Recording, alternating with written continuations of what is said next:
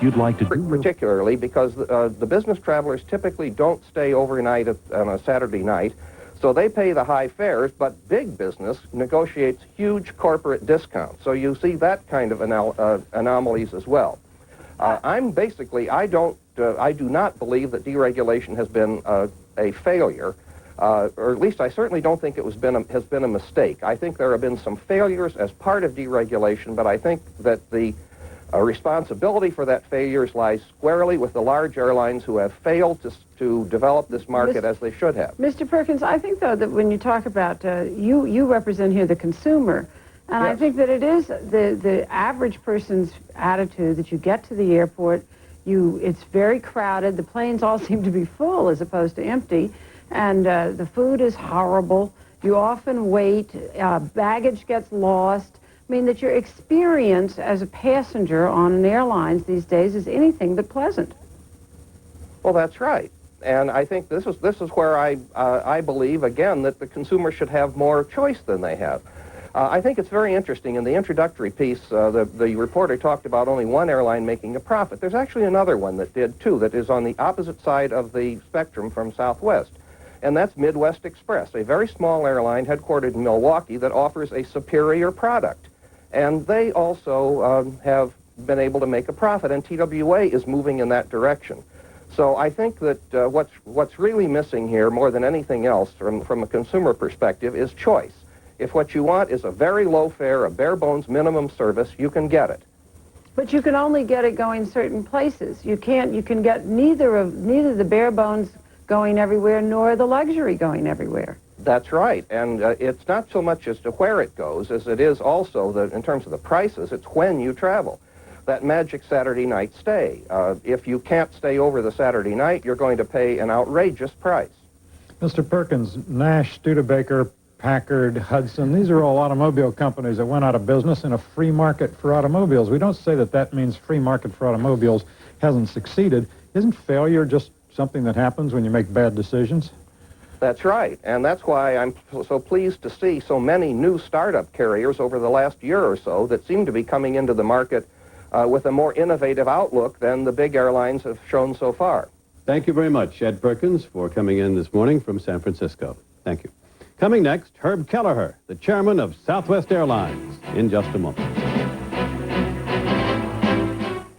But I could not believe it when I ate it. They're just absolutely wonderful. I've learned to like them quite a bit. We take them home and eat them pretty regularly. They were really delicious. I like them. They're just good. Oh, they'd get a 10 for sure. They're talking about it in the Midwest. It's quick. I know it's nutritious. It's done using GE's revolutionary magnetic resonance imager. Look at this. Incredible. The doctors discovered a tumor affecting his optic nerves, and he was treated. Within days, he got his vision back. Hey, how about a smile? And everything that came with it. If you're printing to the LPT1, try printing to the LPT1. C:\Windows. The device command in this example sets up the HIM. Oops. What did I do? I don't know. Page What are you 99. guys doing? You've been fooling with that thing for 3 days now. Making it easy to use. So we'll be more productive. If it is productive much longer, we'll go out of business. If you want a computer that's easy to use, there's still only one way to go. Monday on day one, trees worth millions are disappearing from your national forests. Being cut illegally, hauled out in the middle of the night. And the Forest Service is looking the other way. Waste, fraud, abuse. Day one investigates. Plus, this photographer keeps his models on a tight leash. It's no joke. His photos sell for thousands. Day one, Monday.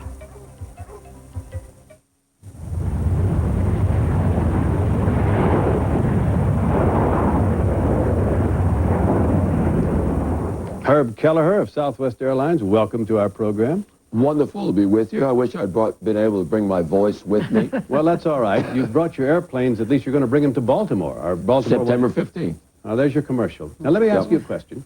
Last year, Delta, United, and American lost combined $3.6 billion. You made $104 million. How'd you do it?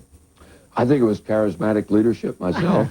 Right. But the people of Southwest Airlines tell me that is not the case. And I really think that a an airline that serves the market niche that we serve is not as cyclical as other airlines. Well, we're a short-haul, high-frequency, low-fare, point-to-point carrier.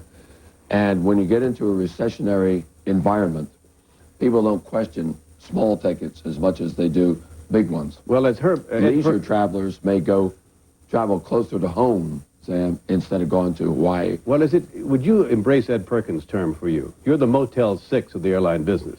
You don't serve Well, I'll food. tell you what. I mean, you just get there on time. Not entirely. Let me tell you why. When we started out, we started on the thesis that you get more for less rather than less for less. You pay the lowest fare, you get the newest jets, you get the best on-time performance, get the best baggage handling, get the fewest customer complaints. That's why the American Consumer Federation anointed us as America's best air transportation value. So you pay a very low fare, but you get excellent service. You also pay lower wages than some of the big airlines. No. We're the most heavily unionized airline in America. 84% of our employees are unionized. Their wages at an equivalent seniority level are superior to those of the other airlines. And the difference is that they're very productive because they are getting a lot of psychic satisfaction out of what they're doing. I say Southwest Airlines is a crusade.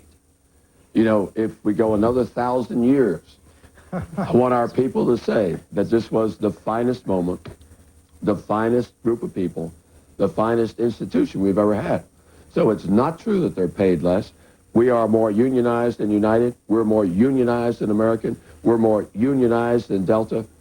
And we pay wages that are equal to or better than theirs. But our people work You borrowed that for what they 1,000-year get. phrase from Winston Churchill. George? Clever devil. I don't mind borrowing from Winston Churchill. Before I get to more technical I questions. think Churchill would be concerned about borrowing from me, but Likely. Before we get to more technical questions, it is said, load, turn around an airplane in 15 minutes. That's correct. Granted, the 737 is a little bit smaller. Why can't the other airlines do that? well, I'll tell you, one of our real smart guys at Southwest Airlines that almost graduated from high school, that was in Oklahoma, by the way, he told me some years ago. Would you get letters for that? Yeah, I know it's him. Just a joke. But he told me years ago that basically people are willing to pay you for flying, not sitting. Very few passengers are willing to pay you for sitting at the gate, sitting on the taxiway. They want to get where they want to go. And so we utilize our airplanes a great deal more per day than any other airline. And what does it produce, Cookie, is lower fares for the customers because you generate more revenue from the same fixed cost in that airplane. You're the only head of an airline on the President's Commission to look into the health of the American airline industry, and the Commission has the following mandate. It is supposed to find a way to end job losses and produce a stable working environment. Now, it is at least arguable that we want more job losses, and a stable working environment means stagnation. We want turmoil, change, failure, and success. I mean, your airline's not part of a stable working environment. You're a destabilizer. How can the President's Commission have these reactionary goals? I'll tell you what, there are a great number of goals. One of them you have addressed. There are about 7 or 8 others. And I think one of the responsibilities of the Commission is to somehow integrate all of these goals into a workable program. But they're not compatible. For restoring the airline industry. And I think the Commission has to make some decisions. Exactly right. What's top priority? What's second priority? What's third priority? Because many of them do not mesh together. Just one other question about the Commission. While you sit, Congress is preparing to increase taxes on fuels. That can't be good for the airline industry. Is your Commission going to ask Congress to cease and desist? Well, we'll find out Monday when the full Commission reviews the preliminary draft. What are you going to ask? What am I going to ask? Yes. Personally? Yes. I'm just a servant of the Commission. I understand. Do you want your taxes increased or not? Well, I will say this, George, that it seems to me that perhaps it's a trifle ironic to impose an additional billion-dollar tax burden on the airline industry while you have a commission meeting to try to save it. We've gotten a little bit cynical about presidential commissions in this town, being as we've seen a lot of them meet and spend money and then nothing happens. First of all, should something happen, do we need government interference here? No, I think we need less government. I think that government has overtaxed and overregulated the airline industry. And the reason I say that is that we are itinerant, so we're a fat political target. You know, I can tax this person, I can tax this woman because she doesn't vote here. And I think in the process of doing that, our country has severely disadvantaged its transportation lifeline, the aviation industry, because it's so easy to pick on people that don't vote and live where you're taxing them. Would the best and the thing government be for them had to better do nothing? stop that. Would the best thing for the commission to be nothing? Oh, no, I think, and this is a personal point of view, this is not a commission viewpoint, I think the government needs to be less intrusive in the airline industry. In 1990, for instance, the government unabashedly, unadulteratedly increased the passenger excise tax by 25% to offset the deficit. I mean, why should airline passengers pay to offset the deficit? Why not podiatrists, veterinarians, you know, farmers, hardware store owners? That's the kind of thing. But you were just talking about people who use the airlines. So the dentists do it when they use the airlines. The podiatrists do it. Yeah, but you don't single them out as a class, Sam. I mean, if you have a deficit, you don't single out doctors. You say the country has a problem as a totality. But you have to get the money someplace. It's like a fuel tax. Yeah, but we're the suckers. Our passengers well, wait a moment. have You been the single out suckers. motorists because you're going to put on an additional gasoline tax? I mean, you're trying to stir up class warfare here, Mr. Keller. Oh, no, I'm not, Mr. Donaldson. What I'm saying is that user fees on the ground and in the air pay for everything in the air, commercial airline, and everything. So you're just User a special fees. pleader because And you're an airline then- president. Then you attach an additional tax for the general revenue fund, the benefit of the country as a whole.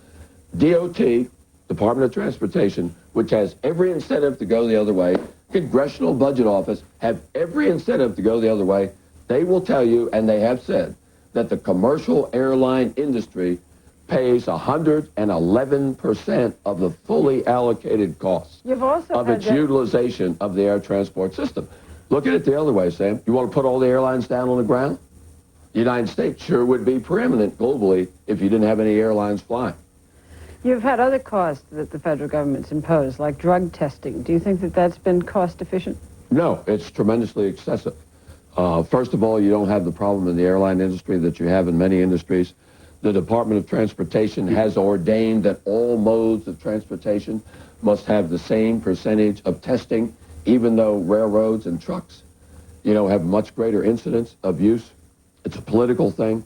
You know, don't segregate the airline industry from the others. And probably it ought to be something like 10%, which would be a deterrent. Airline pilots, what's the incident? What's the incidence of use? I don't know. What is it? Virtually nothing, Cookie. Do you test? Always have. Then why are you against it? I'm not against it. I'm saying pull it down, Sam. I'm not against it at all. Okay. I think it's a good idea. But 50% random testing is excessive. That's stupid. You could get tested 3 times a Mr. year. Keller, you might flunk. I wouldn't flunk. Mr. Keller, you're a very impressive salesman for Southwest, quite obviously. But may I just point out something, which I'm sure you'll argue with. You go into markets where you can have an on-time record that's as impressive as yours. But you don't go into Denver in the winter. You don't go into O'Hare. You don't try to get in and out of LaGuardia on a hot summer day with the thunderstorms. The big airlines do have to serve those markets. Mm-hmm. So you pick off the plums and then, what, throw the pits? You know what? That's an interesting way to look at it. What it's saying is that you ought to be dumb enough to do what everybody else does so that you can line up with all of them. I think you're very smart. How about Los Angeles International and San Francisco International airports, which we serve? How about them? Do they have significant delay problems? Of course Sometimes they they do when there's a fog. But we try to do Or a riot. We try to do things better when we can. Okay. And I don't think that really is a betrayal of the free enterprise system. Thank you very much, Mr. Keller of Southwest Airlines. Thanks for coming in today. Even without your voice, you have more than held your own. Coming next, the newly named chairman of Trans World Airlines, William Howard, in just a moment. It was pouring rain. I was late. The guy from Xerox was waiting to talk about my documents. My documents, I asked. Add impact to your direct mail, he says. Just add color. You can get 25% more responses. More responses, I say? And I see it. How color gets my documents to make money. I say call my direct mail anything you want. If you're helping my cash flow, you're talking my language. See your documents differently. Call 1-800-ASK-XEROX, the document company. It was a month like any other month for the Fitzgeralds. A month that saw more trips to more stores than they could remember. But because they used their new GE Rewards MasterCard, they received hundreds of dollars in savings certificates, as well as $10 checks. Good whether you're going to Macy's or Mexico. Which is why next month won't be at all like last month for the Fitzgeralds. The GE Rewards MasterCard. Call 1-800-GE-REWARD.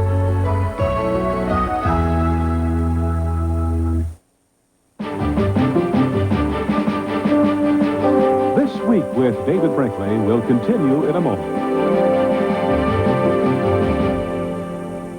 America's now eating low fat and no fat. Monday, why some manufacturers are putting the fat back into their products. Plus Conehead Jane Curtin on Good Morning America Monday.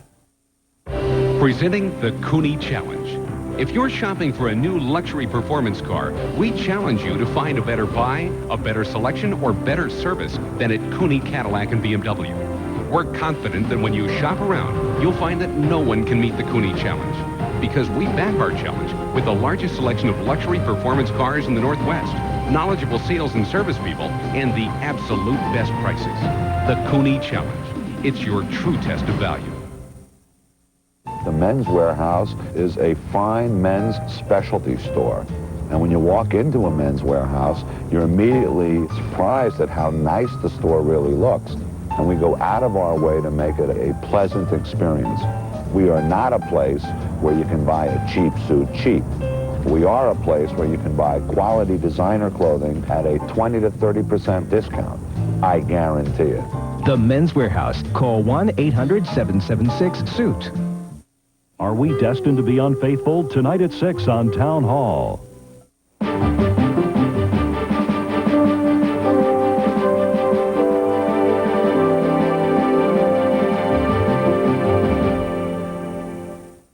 Joining us now from his home in Wilmington, North Carolina, is William Howard, who becomes the new chairman of Trans World Airlines next month.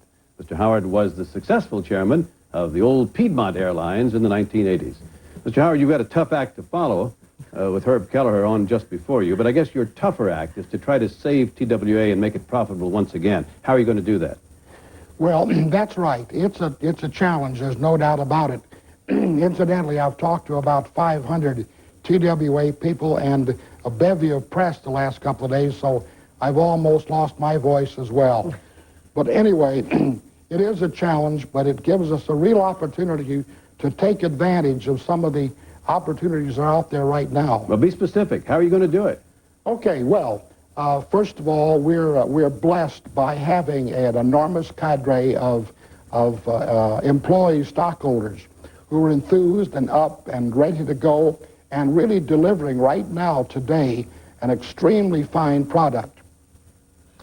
I gather from that that it might be the case that in a labor-intensive industry and where morale and service matter, that employee ownership or partial ownership may be a good idea. Do you see that as the norm in the future? Oh, absolutely. Certainly it will give us a leg up.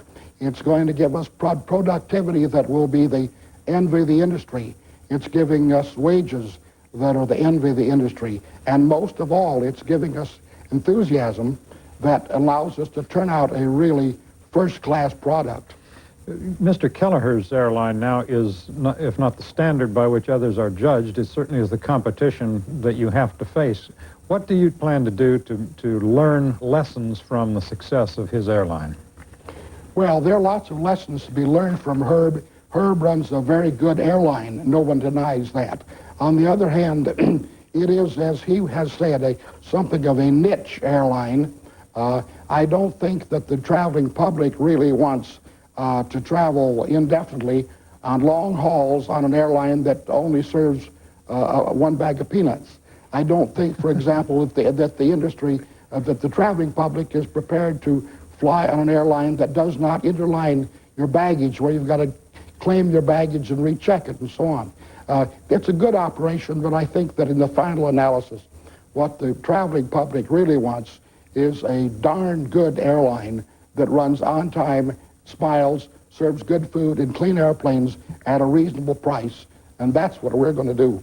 Mr. Howard, sometimes the one bag of peanuts is the best food you get on an airplane. I gather that you're talking about creating a comfort class. I mean, is this giving us some kind of choice here that we were hearing earlier in the program from Mr. Perkins, that that's our real problem, that we don't have any choice between airlines? They're all the same. They all seem yucky to us as consumers.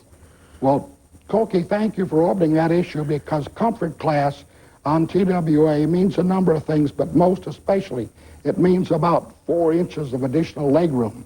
We have moved the seats, readjusted the seats so that TWA has got a better coach class, better economy class than anybody else in the industry. More room. That's just a piece of comfort class, but certainly it's a major part of it. But also, when you talked about your workers' enthusiasm, and this is a key part of why you're going to succeed. Now, we've heard that one of the reasons that the airlines that are making it is they contract out a lot of what they do. You have workers there at TWA doing a lot of what you do. If you wanted to get efficient and start to make some money, wouldn't it be wiser to maybe fire a lot of those workers, contract out what you're doing, and then what would that do for morale?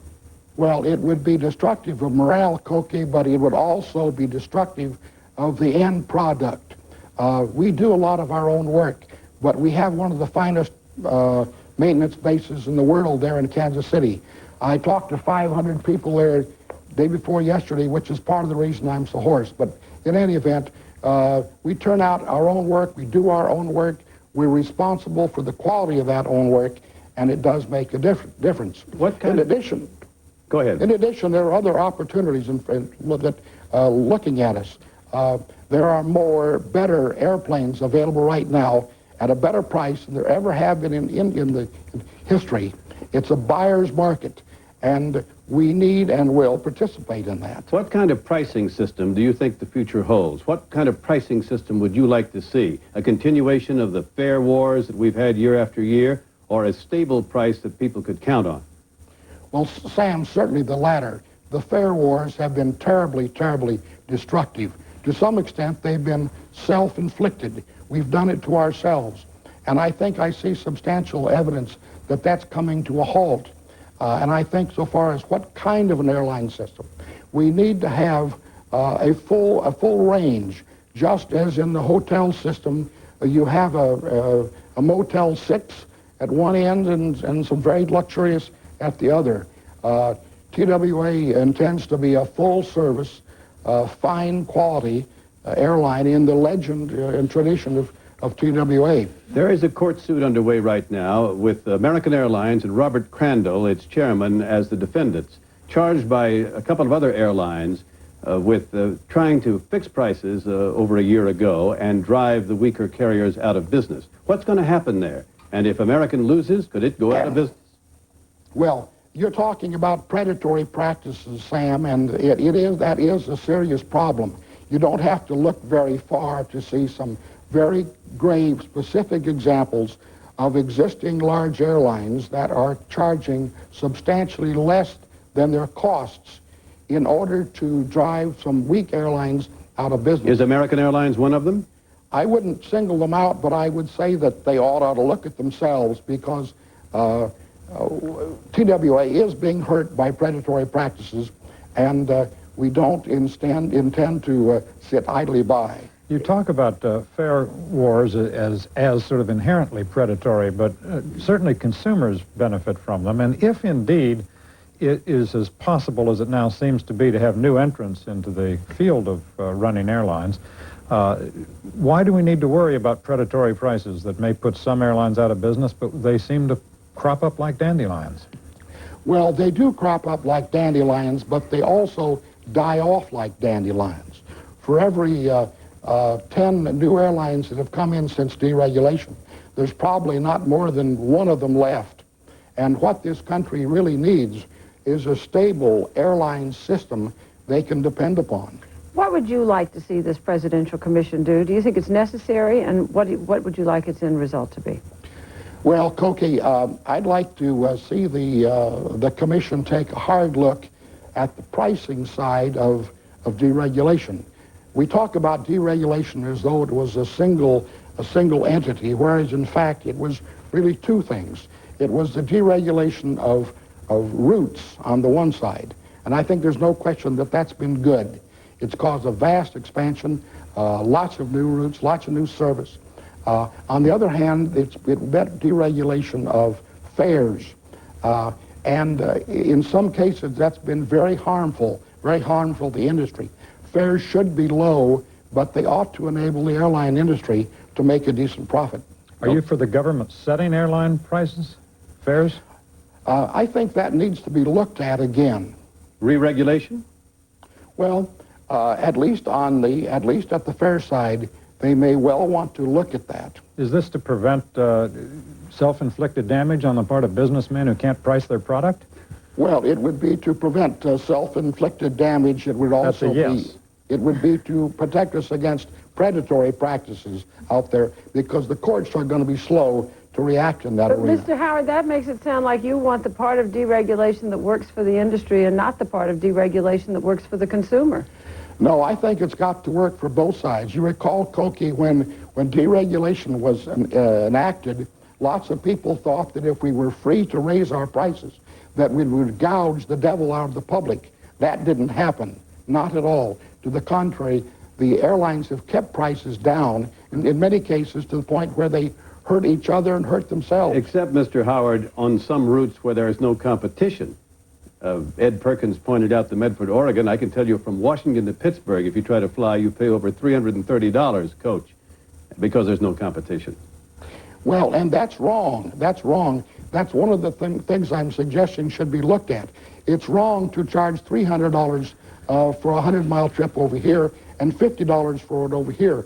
This was too high, this was too low, and yet they justified the $300 on the basis that they were losing it on the 50-mile flight. Okay. Thanks very much, Mr. William Howard, the new chairman of TWA, for coming in today. Coming next, our free-for-all discussion about whatever comes up, and joining us will be Julie Johnson of Time Magazine in just a moment. This simple outside says inside you'll find a lasting commitment to performance. The Intel 486DX2 processor, power for today's hottest software, and the Intel Pentium processor for the next generation of compatible power. That's Intel, the computer inside. In 1862, the average American farmer fed 5 people for 1 year. Today, he feeds more than 90, not just Americans, but people around the world as well. Obviously, as a leading processor of food ingredients, we at the Archer Daniels Midland Company couldn't survive without the American farmer. But then, neither could you.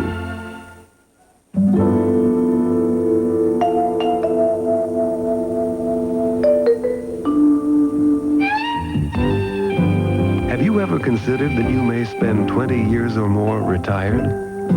At Merrill Lynch, we have. In fact, we even have our own gerontologist who helps us understand the social and emotional needs these years bring, as well as the financial ones.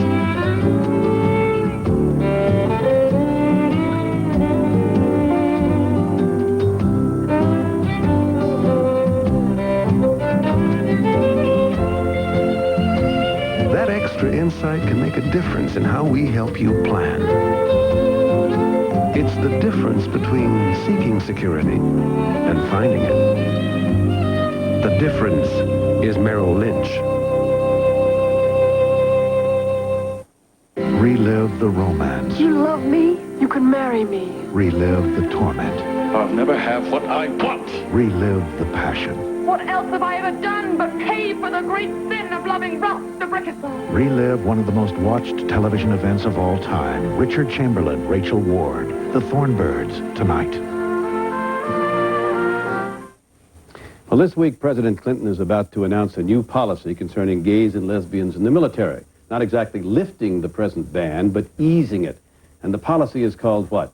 Don't ask, don't tell, and don't pursue. George, what do you make of it? Well, it will, on the one hand, still be possible for a homosexual soldier to be expelled from the forces, but not for his status. It has to be conduct. And that's the crucial change. Is it will no longer be that homosexuality is incompatible with military service, but homosexual conduct. This opens a whole new range of judgments that people in the services are going to have to make about behavior off the base. It also opens some litigation. Everything in America winds up in litigation. And there will be litigation as to whether or not this denies equal protection and indeed First Amendment protections to homosexual soldiers who are unable to express certain things that heterosexuals are able to express. Well, you talk about conduct. Koki, as I understand what the briefers on Friday have talked about is that if you're a gay and you're a lesbian, and you simply tell people that you are. Right, it's beyond... You may be then subject to an investigation. And I don't see how do you even deal with that? I mean, once you get into a policy that gets this complex, you know there's something wrong with it. Then just go ahead and either lift the ban or keep the ban. But when you start getting into, well, maybe you can talk about it to one bunkmate, but you can't talk about it to three, now you're into something that's just silly. Yeah, I guess it's almost as if Harry Truman back in, 47 or 48 has said, well, instead of just lifting the ban and allowing minorities and black Americans to come into the military, we'll sort of, it depends on how strong the color. Well, this is the problem with where President Clinton has gotten himself into. First of all, as to the First Amendment questions, the Uniform Code of Justice already prescribes, in effect, a lot of speech on the part of service personnel, but this particular, quote, compromise, unquote, they've come up with is sort of one that says it's bad if you openly say that you're gay or lesbian, but you can participate in, for example, a gay rights march. Right. Now, that's a real problem because, and that's why I agree with George on the equal protection question, because when is conduct speech? When is speech conduct? I mean, they've gone too far down this path, and quite frankly, it will open up a lot of still, I think, witch hunting, particularly on the part of women service personnel. He's got such a political problem, and that's what we're dealing with here. I mean, he raised this issue to such an enormous proportion, and then found out that he was in trouble over it, so then starts dealing with the Joint Chiefs of Staff, all of the problems there, and now nobody's going to be happy with this arrangement. And he's not happy either. The people who particularly can't be happy are the gay and lesbian activists, because the subliminal, indeed not so subliminal, message of the policy they have come up with is that homosexuality is inherently disruptive in the military, perhaps in the workplace. Hence the don't tell. So it's communicating a message that those particular groups would consider retrograde. And it's gotten part of that from the discrimination aspect, which is what I think that President-elect Clinton was trying to get at when he first raised this, that it is inherently discriminatory to have this kind of ban. Now, clearly in trying to compromise in a way that he has not been able to, frankly, with Senator Nunn, it seems to me. He did not sit down in advance with Senator Nunn, notwithstanding the fact that White House aides had suggested that he should have. That is the problem. You both are talking about practical politics. Sam Nunn, would it have mattered if he sat down with Sam Nunn? Yes, I think so. I think it would have mattered if ahead of time that if he and Sam Nunn had sat down and talked about it instead of it just being a given, which has now become an ungiven. But now you do have a serious problem in the Congress. You're going to have some people who are going to demagogue the issue beyond belief and say, keep the ban on exactly as it is and try to bring that up for a vote and then take that vote out into the 1994 election and all of that. So it's become a huge part of the whole Christian Coalition's campaign for 94, all of that. So this is not over when whatever announcement he makes. All right, let's talk about another Clinton problem that he's wrestling with, and that's trying to get confirmed Jocelyn Elders to be the U.S. Surgeon General. She's head of the Health Administration in Arkansas. She's very outspoken, and at the moment her Senate hearings have been postponed because of the opposition. Well, what's interesting about this is she was announced months and months and months ago, way back when the transition was still based in Little Rock. The Clinton people decided they wanted Jocelyn Elders to be the Surgeon General, in part because of her genuinely good activities in trying to curb teenage pregnancy in Arkansas. What has happened, though, is that some of her rhetoric, which has been, amongst others, that the far right needs to end its love affair with the fetus, has just whipped up this controversy. It's already got the Congressional Black Caucus making parallels between her and Lani Guinier, some of which I think aren't quite apt, and other questions about, well, what would she do? As a point of fact, though, the Surgeon General does not have very much power by statute. Pretty much all they do But you mentioned Lani Guinier. After Lani Guinier, he can't back away from it. Well, I don't think he will, though. What's different between Jocelyn Elders and Lani Guinier, as a point of fact, is one, she's from Arkansas. Two, she has sort of an up-from-poverty story that out-pinpoints Clarence Thomas's up-to Yale Law School story. Right. I think she'll get confirmed. When she goes before the committee for her hearing, I think that she is likely to come across as sort of a hard-nosed mama who is saying, you know, we've got to stop the